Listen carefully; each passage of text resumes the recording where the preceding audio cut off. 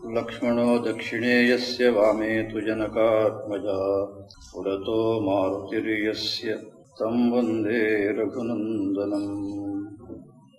ವೇದಾಂತಾರ್ಥತದಾಭಾಸ ಕ್ಷೀರನೀರವಿವೇಕಿನಂ ನಮಾಮಿ ಭಗವತ್ಪಾದಂ ಪರಹಂಸಧುರಂಧರಂ. ಇಂದ್ರಿಯಗಳಿಂದ ಆರಂಭ ಮಾಡಿ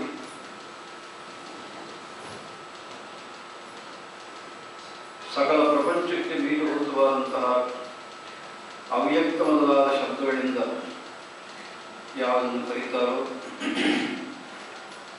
ಅಲ್ಲಿ ತನಕ ನಮ್ಮನ್ನು ತಂದು ಅದರ ಮುಂದಕ್ಕೆ ಇರತಕ್ಕಂಥದ್ದು ಅದು ಈ ಸ್ಥೂಲದಿಂದ ಸೂಕ್ಷ್ಮಕ್ಕೆ ಹೋಗುವಂತಹ ವಿಚಾರದಲ್ಲಿ ಕೊನೆ ಪರ್ಯವಸಾನ ನಿಷ್ಠೆ ಅದೇ ಪರಾಕಾಷ್ಠ ಅಂತ ನಿನ್ನೆ ನಾವು ವಿಚಾರ ಮಾಡಿದ್ದೇವೆ. ಅಲ್ಲಿ ಒಂದು ಶಬ್ದವನ್ನು ಪ್ರಯೋಗ ಮಾಡಿದ್ದಾರೆ. ಉಪನಿಷತ್ನಲ್ಲೂ ಹೌದು, ವ್ಯಾಸ ಮಹರ್ಷಿಗಳು ಹೌದು. ಸಾ ಕಾಷ್ಠ ಸಾ ಪರಾಗತಿ ಅಂತ ಒಂದು ಶಬ್ದ, ಗತಿ ಅಂತ ಒಂದು ಶಬ್ದವಿದೆ. ಈ ಗತಿ ಒಂದು ಸಂಸ್ಕೃತ ಶಬ್ದಕ್ಕೆ ನಡೆ ಅಂತ ಅರ್ಥ ಸಾಮಾನ್ಯವಾಗಿ. ಆದರೆ ಇಲ್ಲಿ ಗತಿ ಶಬ್ದಕ್ಕೆ ಅರ್ಥ ಏನು ಅಂತ ಭಗವತ್ಪಾದ ಶಂಕರರು ಬರೀತಾರೆ. ಸರ್ವಸ್ಯ ಪ್ರತ್ಯಗಾತ್ಮತ್ವ ಅವಗತಿರೇವ ಗತಿ ಉಪಚರ್ಯ. ನಮ್ಮ ಪ್ರತ್ಯೇಕ ಸ್ವರೂಪ ಅದನ್ನು ತಿಳ್ಕೊಳ್ಳುವುದೇ ಇಲ್ಲಿ ಗತಿ ಅನ್ನೋದಕ್ಕೆ ಅರ್ಥ. ನಮ್ಮ ಸ್ಥೂಲವಾದ ಇಂದ್ರಿಯಗಳಿಂದ ಆರಂಭಿಸಿ ಒಂದೊಂದೇ ಸೂಕ್ಷ್ಮದ ಕಡೆಗೆ ಬರ್ತಾ ಕೊನೆಗೆ ನಮ್ಮ ಸ್ವರೂಪವನ್ನು ತಿಳ್ಕೊಳ್ಳೋದೇ ಇಲ್ಲ, ಅಲ್ಲಿ ಬಂದು ನಿಲ್ಲುವುದಿದೆ ಇಲ್ಲ. ಇದನ್ನ ಗತಿ ಅಂತ ಕರೆಯುತ್ತಾರೆ ಅಂತ ಹೇಳ್ತಾರೆ. ಅಂದಮೇಲೆ ಮತ್ತು ನಮಗೆ ಇಲ್ಲಿ ತನಕ ಯಾಕೆ ಮನಸ್ಸಿಗೆ ಬರಲಿಲ್ಲ ಅಂತ ಒಂದು ಪ್ರಶ್ನೆ ಬಂದೇ ಬರುತ್ತೆ. ಅದಕ್ಕೆ ಯಮ ಹೇಳ್ತಾನೆ, ಏಷ ಸರ್ವೇಷು ಭೂತೇಷು ಗೂಢೋ ಆತ್ಮಾನ ಪ್ರಕಾಶತೆ ದೃಶ್ಯತೇತು ಅಗ್ರಿಯ ಬುದ್ಧಿಯ ಸೂಕ್ಷ್ಮಯ ಸೂಕ್ಷ್ಮದರ್ಶಿಭಿ ಅಂತ ಉಪದೇಶ ಮಾಡ್ತಾನೆ ನಚಿಕೇತನಿಗೆ. ಸಮಸ್ತ ಪ್ರಾಣಿಗಳಲ್ಲಿಯೂ ಕೂಡ ಈ ಚೇತನ ಆತ್ಮವಸ್ತುವನ್ನು ಇದ್ದರೂ ಕೂಡ ಅದು ಪ್ರಕಾಶತೆ, ಅದು ಪ್ರಕಾಶಕ್ಕೆ ಬರುವುದಿಲ್ಲ. ಯಾಕೆ? ಗೂಢ ಅಂತ ಶಬ್ದ ಪ್ರಯೋಗ ಮಾಡ್ತಾರೆ ಆ ಉಪನಿಷತ್ನಲ್ಲಿ.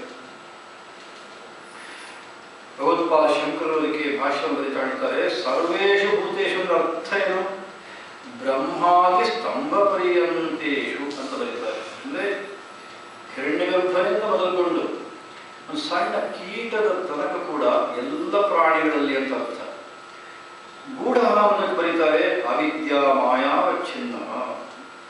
ಅವಿದ್ಯೆ ಅಥವಾ ಮಾಯೆ ಅಂತನ್ನುವಂತಹ ಒಂದು ಏನು ವಸ್ತು ಇದೆಯೋ ಅದರಿಂದ ಮುಚ್ಚಲ್ಪಟ್ಟಿದ್ದಾನೆ ಆ ಪ್ರಕಾಶ ಸ್ವರೂಪನಾದ ಚೇತನ. ಅದಕ್ಕಾಗಿ ಅದು ನಮ್ಮ ಪ್ರಕಾಶತೆ ಪ್ರತಿಯೊಬ್ಬರಿಗೆ ಗೊತ್ತಾಗೋದಿಲ್ಲ. ನಮ್ಮದೇ ಸ್ವರೂಪ ಆದರೂ ಕೂಡ ಅದು ಗೊತ್ತಾಗದಿರುವುದಕ್ಕೆ ಅದು ಕಾರಣ. ಹಾಗಾದ್ರೆ ಗೊತ್ತುಪಡಿಸಿಕೊಳ್ಳುವುದು ಹೇಗೆ ಅಂದರೆ ದೃಶ್ಯತೆ ತ್ವಗ್ರಿಯ ಬುದ್ಧಿಯ ಸೂಕ್ಷ್ಮಯ ಸೂಕ್ಷ್ಮದರ್ಶಿಭಿ. ಅಗ್ರಿಯ ಬುದ್ಧಿಯ ಅಂತ ಯಮನ ಮಾತು ಉಪನಿಷತ್ತು ಈ ಶಬ್ದ ಪ್ರಯೋಗ ಮಾಡಿದ್ದಕ್ಕೆ ಏಕಾಗ್ರ ಬುದ್ಧಿಯಿಂದ ಅಂತ ಭಗವತ್ಪಾದರು ಅರ್ಥ ಮಾಡಿದ್ದಾರೆ. ಏಕಾಗ್ರ ಬುದ್ಧಿ ಯಾರಿಗೆ ಬರುತ್ತೋ ಅದೆಂಥದ್ದು? ಸೂಕ್ಷ್ಮಯ, ಅತ್ಯಂತ ಸೂಕ್ಷ್ಮವಾದಂತಹದ್ದು, ಅಂದ್ರೆ ಪರಿಶುದ್ಧವಾದಂತಹದ್ದು. ಅದಕ್ಕೆ ಭಗವತ್ಪಾದರ ಮಾತು ಹೇಗಿದೆ? ಸೂಕ್ಷ್ಮ ವಸ್ತು ನಿರೂಪಣ ಪರಯ. ಆ ಪರಮ ಸೂಕ್ಷ್ಮವಾದಂತಹ ವಸ್ತುವನ್ನ ನಮಗೆ ತೋರಿಸುವುದಕ್ಕೆ ಸಾಮರ್ಥ್ಯವನ್ನು ಹೊಂದಿರತಕ್ಕಂಥದ್ದು. ಅಂಥ ಏಕಾಗ್ರ ಬುದ್ಧಿಯಿಂದ ಇದು ನಾವು ನೋಡೋದಕ್ಕೆ ಸಾಧ್ಯವಿದೆ. ನಮ್ಮ ಈ ಸ್ವರೂಪ ಏನಿದೆ, ಪ್ರಕಾಶ ಸ್ವರೂಪ ಇದೆ, ಅದನ್ನು ನೋಡೋದಕ್ಕೆ ಸಾಧ್ಯವಿದೆ ಅಂತ ನಚಿಕೇತನಿಗೆ ಉಪದೇಶವನ್ನು ಮಾಡ್ತಾನೆ ಯಮ. ವ್ಯಾಸ ಮಹರ್ಷಿ ಹೇಳ್ತಾರೆ, ಏವಂ ಸರ್ವೇಷು ಭೂತೇಷು. ಇಲ್ಲಿ ಏಷ ಸರ್ವೇಷು ಭೂತೇಷು ಅಂತ ಉಪನಿಷತ್ನಲ್ಲಿ ವ್ಯಾಸ ಮಹರ್ಷಿಗಳು ಏವಂ ಸರ್ವೇಷು ಭೂತೇಷು ಗೂಢೋ ಆತ್ಮಾನ ಪ್ರಕಾಶತೆ. ಮತ್ತೆಲ್ಲ ಅದೇ ಪದಗಳೇ. ದೃಶ್ಯತೆ ಪ್ರಕ್ರಿಯಾ ಬುದ್ಧಿಯ ಸೂಕ್ಷ್ಮಯ ಸೂಕ್ಷ್ಮದರ್ಶಿಭಿ.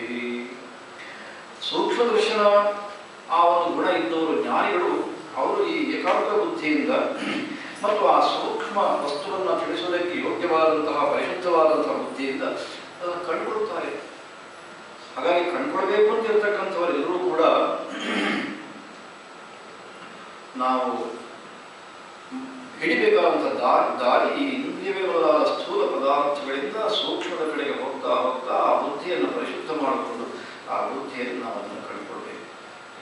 ಅದೇ ಗತಿ ಶಬ್ದಕ್ಕೆ ಅರ್ಥ ಅಂತ ಹೇಳ್ತಾರೆ ಭಗವತ್ಪಾದ ಶಂಕರ ಒಂದು ಮಾತಿಲ್ಲಿ ನಾವು ನೆನಪು ಮಾಡಿಕೊಳ್ಳೋದು ಅತ್ಯಂತ ಭಗವತ್ಪಾದರು ಈ ಸಂದರ್ಭದಲ್ಲಿ ಭಾಷ್ಯದಲ್ಲಿ ಒಂದು ಮಾತು ಹೇಳ್ತಾರೆ. ಏನು ಅಂದರೆ ಈ ಮನುಷ್ಯರಿಗೆ ಅವರು ಜಂತುಕದ ಪ್ರಯೋಗ ಮಾಡ್ತಾರೆ. ಈ ಜಂತುಗಳಿಗೆ ನೀನು ಪರಮಾರ್ಥವಾಗಿಯೂ ಸತತ್ವ ಆನಂದ ರೂಪ ಅಂತ ಹೇಳಿದ್ರೆ ಕೇಳೋದೇ ಇಲ್ಲ.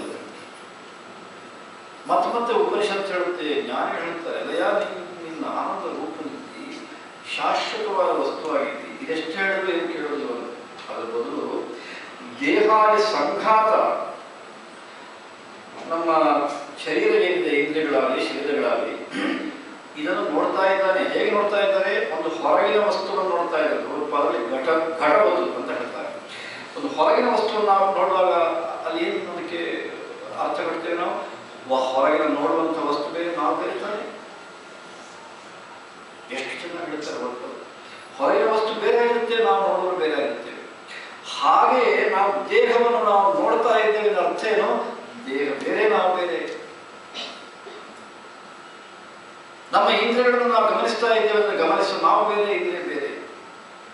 ಇದು ನಿತ್ಯ ಜೀವನದಲ್ಲಿ ನಡೀತಾ ಇದೆ. ಭಗವತ್ಪಾದರು ನೋಡ್ತಾ ಇದ್ರೂ ಕೂಡ ಈ ನಮ್ಮ ಜನ, ಇವ ನನ್ನ ತಂದೆ, ಇವ ನನ್ನ ತಾಯಿ, ನಾನು ಅವರ ಮಗ ಅಂತ, ಇವ ತಂದೆ ತಾಯಿ, ಇವ ನನ್ನ ಮಗ, ಹಾಗೆ ಹೀಗೆ ಅಂತ ಅವರು ಭಗವತ್ಪಾದರು ಪರಮ ಆಶ್ಚರ್ಯವನ್ನು ವ್ಯಕ್ತಪಡಿಸ್ತಾರೆ. ಅವ್ರು ಹೇಳ್ತಾರೆ, ಹೀಗೆ ತಿಳ್ಕೊಳ್ತಾನೆ, ನೀನು ಆನಂದ ಸ್ವರೂಪ ಅಂದರೆ ನಾವು ಕೇಳೋದಕ್ಕೆ ಇಷ್ಟಪಡೋದಿಲ್ಲ. ಹೇಳದೇ ಇದ್ರೂ ಕೂಡ ಅಲ್ಲದೇ ಇರೋದನ್ನ ಹೀಗೆ ತಿಳ್ಕೊಳ್ತಾನೆ. ಇದೊಂದು ಆ ಮಾಯೆಯ ಒಂದು ಶಕ್ತಿಯಿಂದ ಅಂತ ನಾವು ಒಪ್ಪಿಕೊಳ್ಳೋದ್ರಿಂದ ಯಾವ ದಾರಿನ ಉಳ್ಕೊಂಡಿದೆ ಅಂತ ಭಗವತ್ಪಾದರು. ಇದಕ್ಕೆ ಮಾಯೆಯಲ್ಲಿ ಇನ್ನು ಏನು ಕಾರಣವನ್ನು ಹೇಳೋದಕ್ಕೂ ಸಾಧ್ಯವಿಲ್ಲ ಅಂತ ಒಂದು ಆಶ್ಚರ್ಯವನ್ನು ಈ ಸಂದರ್ಭದಲ್ಲಿ ವ್ಯಕ್ತಪಡಿಸ್ತಾರೆ. ಸಂದರ್ಭವಶಾತ್ ನಾನು ಉಲ್ಲೇಖ ಮಾಡಿದೆ. ಆದರೆ ಭಗವತ್ಪಾದರು ಸ್ವತಃ ಏನು ಹೇಳ್ತಾರೆ? ಉಪದೇಶಾಸ್ತ್ರ ಹೇಳ್ತಾರೆ, ಚಿತ್ತೇ ಯಾದರ್ಶವದ್ಯಸ್ಮಾತ್ ಶುದ್ಧೇ ವಿದ್ಯಾ ಪ್ರಕಾಶತೆ ಅಂತಾರೆ. ಇಲ್ಲಿ ಸೂಕ್ಷ್ಮವಾದ ಬುದ್ಧಿಯಿಂದ ಅಥವಾ ಪರಿಶುದ್ಧವಾದ ಏಕಾಗ್ರವಾದ ಬುದ್ಧಿಯಿಂದ ಅಂತ ಹೇಳಿದ್ರೆ, ಆದರ್ಶವತ್ ಯಸ್ಮಾತ್ ಶುದ್ಧೇ ವಿದ್ಯಾ ಪ್ರಕಾಶತೆ.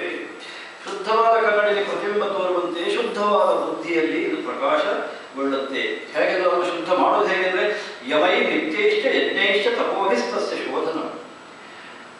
ಯಮದಮಾದಿ ಸಾಧನ ಸಂಪತ್ತಿಗಳು ಅಥವಾ ಕರ್ಮ ಕೃಷ್ಣಾರ್ಪಣ ಬುದ್ಧಿಯನ್ನು ಮಾಡತಕ್ಕಂಥ ಯಜ್ಞಯಾಗಾದಿಗಳು ಇಲ್ಲ ತಪಸ್ಸು ಇವೇ ಮೊದಲಾದಗಳಿಂದ ಬುದ್ಧಿಯನ್ನು ಶೋಧಿಸಬೇಕು. ಮನಶ್ಚ ಇಂದ್ರಿಯಾಣಾಂಚ ಶೈಕಾಗ್ರ್ಯಂ ಪರಮಂ ತಪಃ. ಇದು ತಪಸ್ಸು ಯಾವುದು ಅಂದರೆ ಈ ಎಲ್ಲದಲ್ಲಿ ಮನಸ್ಸು ಬುದ್ಧಿಯನ್ನು ಏಕಾಗ್ರತೆಗೆ ತರುವುದೇ ತಪಸ್ಸು. ಯಾಕಂದರೆ ಈ ಕರ್ಮಕಾಂಡದಲ್ಲಿ ತಪಸ್ಸು ಅಂತಂದರೆ ಕೃಚ್ಛ ಚಾಂದ್ರಾಯಣಾದಿ ವ್ರತಗಳನ್ನು ತಪಸ್ಸು ಅಂತ ಕರೆಯುತ್ತಾರೆ. ಹಾಗೊಂದು ಭ್ರಾಂತಿ ಬರದೇ ಇರಲಿ ಅಂತ ಭಗವತ್ಪಾದರು ಮನಸ್ಸಷ್ಟ ಇಂದ್ರಿಯಾಣ ಅಂತ ಸ್ಪಷ್ಟವಾಗಿ ಹೇಳುತ್ತಾರೆ. ಐಕಾಗ್ರ್ಯಂ ಹಿ ಪರಮಂ ತಪಃ ತಜ್ಜಾಯ ಸರ್ವಧರ್ಮೇಭ್ಯ ಸಧರ್ಮ ಪರಮುಚ್ಯತೆ. ಅದೇ ಶ್ರೇಷ್ಠವಾದಂಥ ಧರ್ಮ ಹೊರತು ಕರ್ಮಕಾಂಡದಲ್ಲಿ ಹೇಳುವಂತಹದ್ದಲ್ಲ. ಇದು ಕೊನೆಗೂ ನಮಗೆ ಶ್ರೇಯಸ್ಸಿ ಕಾರಣವಾದ ಇದಾದ್ದರಿಂದ ಇದನ್ನು ಪರಹ ಉಚ್ಯತೆ ಅಂತ ಉಪದೇಶ ಶಾಸ್ತ್ರದಲ್ಲಿ ಹೇಳಿಕೊಡ್ತಾರೆ. ಈ ಸ್ಥೂಲದಿಂದ ಸೂಕ್ಷ್ಮಕ್ಕೆ ಹೋಗುವಂತಹ ವ್ಯವಸ್ಥೆ ನಮಗೆ ಕಠೋಪನಿಷತ್ನಲ್ಲಿ ವ್ಯಾಸ ಮಹರ್ಷಿಗಳನ್ನು ಬಿಡಿಸಿ ಹೇಳಿದ್ದಾರೋ ಅದನ್ನು ನಾನು ಮೊನ್ನೆ ಹೇಳಿದಾಗೆ ವ್ಯಾಪಿತ ಪ್ರಕರಣದಲ್ಲಿ ಸೂಕ್ಷ್ಮ ವ್ಯಾಪಿತ ಪ್ರಕರಣದಲ್ಲಿ ಭಗವತ್ಪಾದರು ಪಂಚಭೂತಗಳ ವಿಶ್ಲೇಷಣೆಯನ್ನು ಮಾಡ್ತಾ ತಗೊಂಡು ಹೋದರೆ ಕೊನೆಗೂ ನಿಲ್ಲಿಸುತ್ತೇವೆ ಅಂದರೆ ಆ ಕಾಷ್ಠ ಸಾ ಪರಾಗತಿ ಅಂತ ಉಪನಿಷತ್ತು ಹೇಳುವಂತೆ ಪರಿಶುದ್ಧವಾದ ಬುದ್ಧಿಯಲ್ಲಿ ಆ ಆತ್ಮವಸ್ತುವನ್ನು ತನ್ನ ಸ್ವರೂಪವೇ ಅಂತ ತಿಳ್ಕೊಳ್ಳುವಲ್ಲಿಗೆ ವ್ಯಾಸರು ಉಪನಿಷತ್ತು ಭಗವತ್ಪಾದರು ಎಲ್ಲರೂ